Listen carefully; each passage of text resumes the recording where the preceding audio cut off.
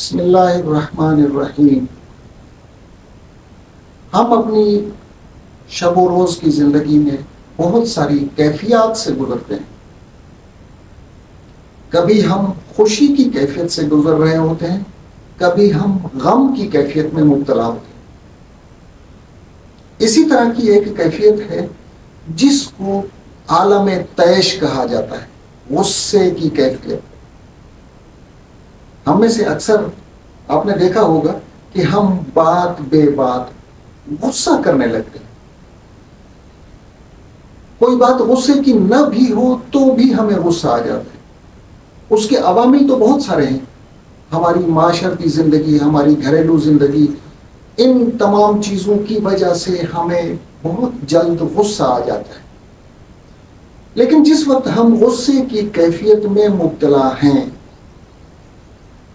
اس کیفیت میں مبتلا ہونے کے بعد دیکھنا یہ ہے کہ یہ ہے کیا چیز، اس کی اصلیت کیا ہے اور اس کا علاج کیا ہے۔ حضور اکرم صلی اللہ علیہ وسلم کی احادیث کی روشنی میں ہم دیکھتے ہیں، ابو داؤد کی ایک حدیث ہے، حضور اکرم صلی اللہ علیہ وسلم نے ارشاد فرمایا، ان الغضب من الشیطان، یہ غصے کی کیفیت یہ شیطان میں سے ہے، یہ شیطانی اعمال میں سے ایک عمل ہے، شیطانی کیفیات میں سے ایک کیفیت ہے۔ ان الغضب من الشیطان، یہ غصہ یہ شیطانی عمل ہے۔ وَإِنَّ الشَّيْطَانَ خُلِقَ مِنَ النَّارِ، شیطان کو اللہ تبارک و تعالیٰ نے آگ سے پیدا کیا۔ وَإِنَّمَا يُدْفَعُ النَّارُ بِالْمَاءِ، ہم جانتے ہیں، ہمیں بھی پتا ہے کہ آگ کو بجھانے کے لیے پانی استعمال ہوتا ہے۔ حضور اکرم صلی اللہ علیہ وسلم نے فرمایا، وَإِنَّمَا يُدْفَعُ النَّارُ بِالْمَاءِ، آگ کو تو پانی سے بجھایا جاتا ہے۔ فَإِذَا غَضِبَ أَحَدُكُمْ، جب تم میں سے کوئی غصے کی کیفیت میں ہو، غصے میں مبتلا ہو جائے، فَلْيَتَوَضَّأْ، اس شخص کو وضو کر لینا چاہیے۔ ہم نے صرف یہ تصور رکھا ہوا ہے کہ جب ہمیں نماز پڑھنی ہو، جب ہمیں تلاوت کرنی ہو، تب ہم وضو کریں گے۔ وضو کو ہم ایک عبادت تصور کرتے ہیں۔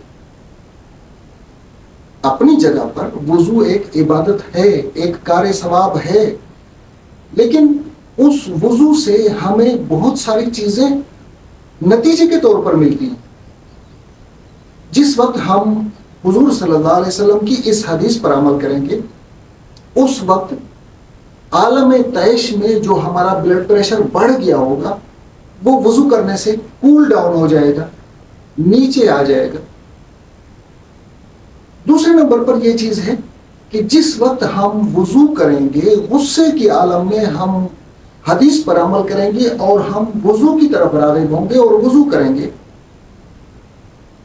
تو اس وقت ہم اپنے اس ماحول کو تبدیل کر رہے ہیں۔ جس ماحول کی وجہ سے ہمیں غصہ آ گیا، جس ماحول کی وجہ سے، جن کیفیات کی وجہ سے ہم غصے میں مبتلا ہو گئے، اس ماحول کو ہم تبدیل کریں گے۔ ہماری توجہ، ہمارے خیال، ہمارے تصورات اور نظریات اب اس دنیاوی کیفیات کو چھوڑ کر اللہ کی طرف راغب ہو جائیں گے۔